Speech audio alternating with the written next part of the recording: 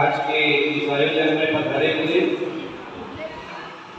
मंचासी सभी विद्वज्जन, आप सभी को भारतीय नाट्य अकेडमी लखनऊ संस्कृति विभाग की ओर से सादर प्रणाम, सादर अभिवादन, सादर नमस्कार। जैसा कि हम सभी जानते हैं कि भारतीय नाट्य अकेडमी हमारे उत्तर प्रदेश की ऐसी एक नाट्य संस्था है जो हमारे देश के होनहार बच्चों को नाटक का प्रशिक्षण देकर के भारतीय सिनेमा और अंतरराष्ट्रीय हॉलीवुड, जहाँ के भारतीय सिनेमा का भी एक रूप पहुंचता है, पूरे विश्व के लोग वहाँ पर सिनेमा से जुड़कर के काम करते हैं। तो ये भारतीय नाट्य अकेडमी हमारी एक ऐसी संस्था है जो कि उत्तर प्रदेश के बच्चों को एडमिशन देती है और उनको डिग्री कोर्स देती है। नाटक की दुनिया में जो कोर्स है उस पर पीएचडी भी कराती है। ये प्रदेश स्तर का हमारा प्रयास है। राष्ट्रीय स्तर पर राष्ट्रीय नाट्य विद्यालय मंडी हाउस पर मौजूद है। वो जिस प्रकार उत्तर प्रदेश में भारतीय नाट्य अकेडमी है, उसी तरह वो पूरे देश के बच्चों को बुला करके ट्रेन करते हैं और नाटक के क्षेत्र में बहुत अच्छे अच्छे आयाम तैयार करने के लिए कलाकार तैयार करते हैं। भारतीय नाट्य अकेडमी सहित प्रदेश में इस प्रकार की स्टेट एकेडमी नाटक पर, संगीत पर काम कर रही है। उत्तर प्रदेश में उत्तर प्रदेश संगीत नाटक अकेडमी,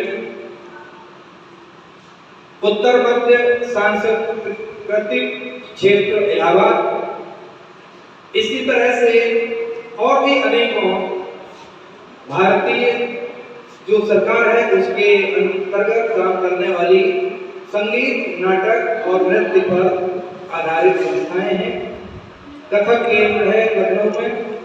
उसी प्रकार से मैं अनुभव की बात बताता हूँ कि बहुत से ऐसे फिल्मी कलाकार हैं जो इन अकेडमियों से पास होकर के फिल्म में पहुंचे हैं। नसीरुद्दीन शाह का सबने नाम सुना होगा।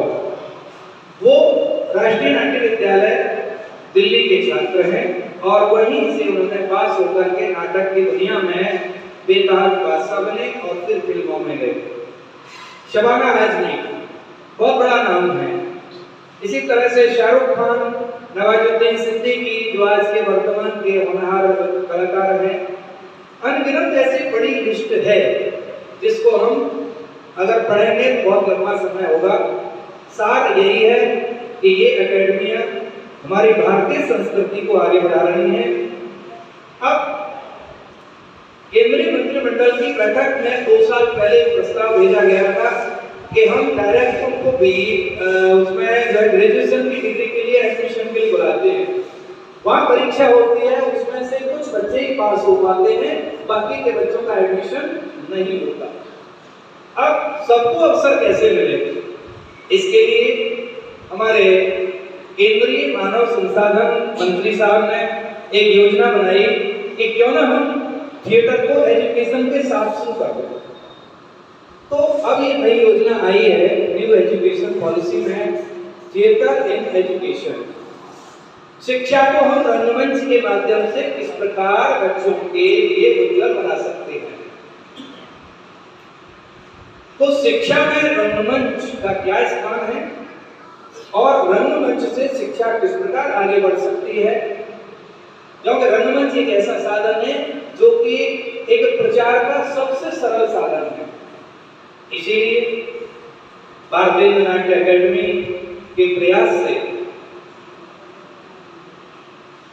ये जो प्रशिक्षण शिविर है हाथरस के लिए मिला है और इसके लिए मैं समझता हूं कि हाथरस की भूमि वंदनीय है, जो कि ये प्रशिक्षण देने का कार्य हाथरस के बच्चों को, मुझ जैसे एक नाचिस को भी मिला कि आप जाकर के हाथरस में नाटक को तो पूरे हिंदुस्तान में बहुत लोग सिखा रहे हैं।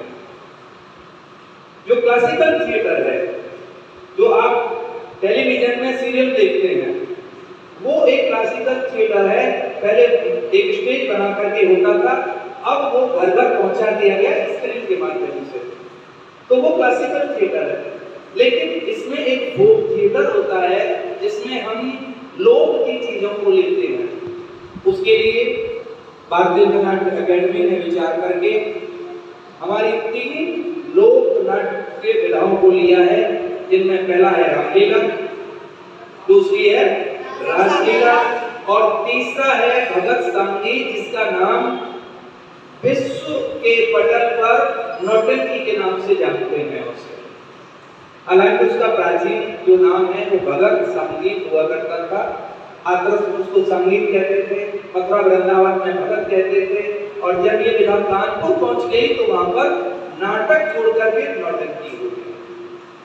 अब इसके उद्देश्यों में मुख्य रूप से है कि हम छोटे छोटे बच्चों के अंतर्गत अपनी संस्कृति को, अपने संस्कार को कैसे जागरण करें, क्योंकि आज के बदलते हुए परिवेश में आदरणीय सब अपने बच्चों को डॉक्टर बनाना चाहते हैं, इंजीनियर बनाना चाहते हैं, पायलट बनाना चाहते हैं, लेकिन कवि बनना, लेखक बनना, एक आलोचक बनना और एक कलाकार बनना, ये कहीं न कहीं आजकल कम होता जा रहा है।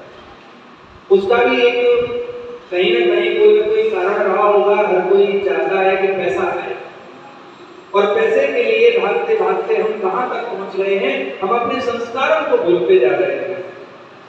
पहले हमारे पाठ्यक्रम में आदरणीय गौरे जी की किताब होती थी हमारे पूर्वज, उसको हम पढ़ते थे, उसमें हमारे पूर्वजों की कहानियां होती थी और हम भी उन जैसे बनने की प्रेरणा लेते थे। लेकिन आज ये जो थिएटर इन एजुकेशन है, ये वही काम कर रहा है, पूर्वजों की कहानियों को नाटक के रूप में आप तक पहुंचा रहा है। तो इस प्रकार से ये थिएटर इन एजुकेशन जो है वो आप तक आए, इसके लिए प्रयास किया गया है। और ये 28 तारीख से लेकर के 3 तारीख तक, 28 मई से लेकर के 3 मई तक 7 दिन में आपको सिखाया जाना है। आशा है सब बच्चे मन लगा करके सीखेंगे और हमारे आदरणीय प्रबुद्धजन जो यहाँ विराजमान है, उनका संरक्षण, उनका आशीर्वाद हमें मिलता रहेगा। और इसी प्रकार से भारतीय नाट्य अकेडमी अपने प्रयास में सफल हो, ऐसी कामना के साथ मैं सब आप बच्चों के साथ 7 दिन मिलकर के वो सब प्रयास करूंगा जो मैंने जीवन भर में सीखा, और आप भी मिलकर के इस आदर्श में संयुक्त आरएस एक कॉन्वेंट स्कूल में पूरे इस सांस्कृतिक विभाग द्वारा नौटंकी ये कैसे देश में वो हो, उसके मुख्य आकर्षक भाई ये कौन सी चीज को मैं बहुत बहुत आभार प्रकट करना चाहूँगा कि वो इस प्रथा को दोबारा से जो विलुप्त होती जा रही है उस विधा के लिए अपना पूरा जीवन न्यौछावर कर बैठे हैं। मैं उनके लिए बहुत बहुत आभार प्रकट करता हूँ, बहुत बहुत बधाई देता हूँ। मंच पर विराजमान भारतीय आंसू कवि गौरी जी के चरणों में वंदन नमन, आदरणीय भाई साहब के गौर साहब और आदरणीय बड़े भाई और सभी बच्चों को मैं हार्दिक प्यार और अभिनंदन करता हूँ। और मैं आशा और उम्मीद करता हूँ कि ये विधान ये देश में है तो ये कभी विलुप्त नहीं होगी। ये प्रथा पुनः जीवन दोबारा से नौटंकी स्वाद आदि के रूप में इसको जाना जाएगा। एक बहुत अच्छा मनोरंजन का साधन हुआ करता था उस समय, और आज भी इसी प्रथा पर चल रहे हैं। आज टीवी का युग आ गया है, मोबाइल का युग है, इस युग से हमारा काम चलने वाला नहीं है, पुरानी प्रथा से काम चलेगा। इन्हीं सब बातों के साथ मैं आप सब लोगों का आभार प्रकट करता हूँ, बहुत बहुत धन्यवाद देता हूँ। नमस्कार। बहुत अच्छा लगा कि आज पंडित लखनराम गौड़ लोक साहित्य संस्थान हाथरस के द्वारा आज एक कार्यक्रम शुरू किया जा रहा है, जिसमें भरत नाट्य संगीत प्रथा का प्रशिक्षण बच्चों को दिया जा रहा है। मैं सभी बच्चों को और इस कार्यक्रम के आयोजकों को और प्रशिक्षक महोदय को इसके लिए ढेर सारी शुभकामनाएं देता हूँ कि ये कला संपूर्ण विश्व में किसी दिन फूले और फले। धन्यवाद। बच्चों को कभी आप डांट ना लगाइए और डांट भी लगाइए तो बाद में मनाइए। खुद भी खेलो खेल साथ उन्हें भी खिलाइए। गन्ना ज्यादा लगना चाहो खुद तो खुद बच्चा बन जाइए, और बच्चों को बुरी बात कभी ना बताइए, और देखे उनकी अवोलना को धीरे से समझाइए। बच्चों को कभी डांट ना लगाइए, डांट भी लगाइए तो बाद में बनाइए। नाटक सीख लिया जाए, ये गर्मी की छुट्टियों का वक्त अगर नाटक सीखने में बताया जाएगा तो आगे चल के नाटक करने में बड़ा ही मजा आएगा। नाटक क्या है? नाटक पहले तुम यहाँ से सीखो, एक होता है मंच। मंच क्या है? तुम्हारा घर, वो तुम्हारा मंच है, और उसमें पात्र होते हैं। पात्र कैसे? पिताजी, माताजी, तुम खुद, तुम्हारी बहन, तुम्हारा भाई। अब नाटक खुदा शुरू कैसे होता है? सुबह देर में उठे, पिताजी डांट रहे हैं, क्यों रे 7 बजे अभी उठा नहीं है? मम्मी कह रही है अरे कोई बात नहीं, सो लेते। एक पात्र कौन? पिताजी। उन्होंने कहा क्यों रे उठा नहीं, अभी तक सो लिया है? दूसरी बात में माता जी, माँ का प्यार ज्यादा होता है। माँ कह रही है कोई बात नहीं है, सो ले दो। फिर पिता कह रहे हैं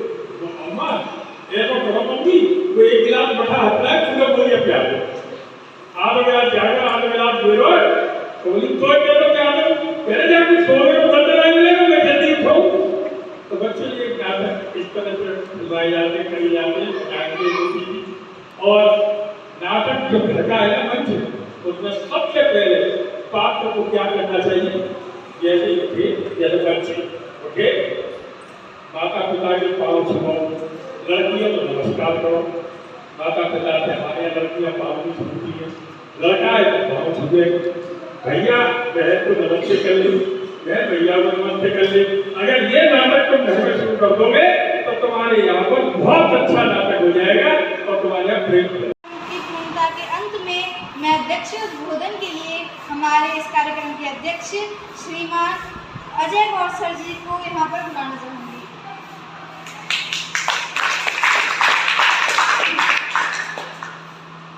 क्या बताऊँ कैसे बताऊँ जब मैं अपने बच्चों को देखता हूँ आगे बढ़ता हुआ देखता हूँ मुझे बहुत खुशी होती है। मुझे अपने आप में इतनी खुशी होती है कि मैं जो न बन सका मेरे बच्चे बने अगर मेरे बच्चे महान बन गए तो मैं बन इसी उम्मीद के साथ मैं यहाँ बच्चा सिंह शास्त्री जी देवभूषी शास्त्री जी और युवाचार जी और प्रभा गौर जी का धन्यवाद अदा करूँगा उन्होंने इतना समय यहाँ पर दिया उनका बहुत बहुत आभारी हूँ मैं और इन बच्चों के भी तो इसका उत्साह वर्धन करने के लिए आप लोगों ने जिस तरीके से आंसू कवि अनिल गौरे की कविताएं सिखाई योगाचार्य जी ने योग सिखाई और शास्त्री जी जो सिखा रहे हैं ना वो तो अद्भुत है उसका तो कोई मोल नहीं है अच्छी ने कहा अनमोल जो अनमोल है बगैर पैसे की बगैर किसी स्वार्थ की बगैर केवल बच्चों की सेवा करने के लिए मथुरा से यहाँ तक आते हैं अपना पैसा लगाते हैं अपना पैसा लगा रहे हैं किसके लिए आप तो मैं ये समझता हूँ कि आप इनको प्रतिबल भी इतना बढ़िया देंगे कि आप जो सिखा रहे हैं नाटक आप जो सिखा रहे हैं संगीत आप जो सिखा रहे हैं स्वांग आप जो सिखा रहे हैं रासलीला आप जो सिखा रहे हैं रामलीला और बहुत सी प्रथा सिखा रहे हैं लेकिन इन्होंने पिछले सत्र में जो किया था जल ही जीवन है बहुत ही अद्भुत था उसका तो कोई मतलब जोड़ ही नहीं है तो मैं ऐसे ही आप लोगों से उम्मीद करूँगा कि आप लोग सभी इनको प्रतिभा इतना अच्छा दें कि आप अच्छे मंचों पर अगर यहाँ से आप सीखते हैं तो उत्तर प्रदेश के किसी भी मंच पर आपको सम्मान मिल सकता है आपको जगह मिल सकती है लेकिन आप पूरी तन मन से जिसकी सीख है इसी के साथ मैं अपनी वाणी को विराम दूंगा धन्यवाद आप सभी का प्रबंधक माननीय एडवोकेट अजय गौड़ जी ने आपका उत्साह बढ़ाया आपकी प्रिंसिपल मैडम श्रीमती प्रमिला गौड़ जी ने अपनी भावनाओं से अपने विचारों से आपका मनोबल बढ़ाया लेकिन एक बात सच है आप लोग इस बात को सच मान लें कि ये सब देव योग से होता है संयोग से होता है और ईश्वर की मर्जी से होता है इससे पहले आपका हमारा आना जाना होता ही रहता अब से नहीं करीब 40-45 साल से लगातार आ रहे हैं लेकिन जब समय आया ईश्वर की मर्जी से तो ये समय निश्चित हुआ कि हम इस विद्यालय से जुड़े और आपसे जुड़े और इसका भी एक समय निश्चित है हमारी जो समय सीमा है वो भी निश्चित है भगवान कृष्ण जब द्वारका चले गए तो वापस लाने के लिए बहुत प्रयास किया गया, लेकिन फिर वो लौट करके कभी नहीं। तो ये समय है जब तक के लिए, आज मैंने एक मैसेज लिखा था दोनों को कि ये एक देव योग है कि विगत दिनों से आपके यहाँ की चाय पीने का हमें सौभाग्य हो रहा है और इसका पूरा लाभ भी हमें आपको लेना चाहिए, क्योंकि समय निकलते हुए आगे चला जाता है, फिर लौट कर कभी नहीं आता है। वो एक संयोग की बात है कि फिर कभी हम मिलें, लेकिन इस 7 दिन की जो अवधि अब है आपके पास, उसमें से एक पल भी बिना गंवाए हुए एक चीज को आपको सीखना चाहिए। अब मैं पूरे कार्यक्रम का संचालन कर रही इस विद्यालय की प्यारी प्यारी छात्रा और होनहार बेटी इशिका वार्ष्णेय को आशीर्वाद देते हुए उसी से कहूँगा कि उन्होंने संचालन बहुत अच्छा किया है और अब वो धन्यवाद ज्ञापन कैसे दिया जाता है वो भी यहाँ पर धन्यवाद सबके प्रति आभार व्यक्त करें। सर्वप्रथम यहाँ उपस्थित हमारे सारे अतिथियों को इस बात का धन्यवाद देना चाहती हूँ कि हम छोटे छोटे बच्चों के लिए उन्होंने अपना मूल्यवान समय निकाला, हमें इतना कुछ सिखाया, हमें शिक्षा दी। इन लोगों ने हमारा मनोबल बढ़ाया, हमें बताया कि हम कितने महत्वपूर्ण हैं इन लोगों के लिए और अपने जीवन में भी। इन अतिथियों ने इतना हमें उत्साह दिया और हमारा मनोबल बढ़ाया कि हम आगे भविष्य में भी यही सोचते रहेंगे कि हाँ, हमने अपने जीवन में कुछ सीखा और हमारा भी इस दुनिया में कोई मोल है। तो थैंक यू वेरी मच।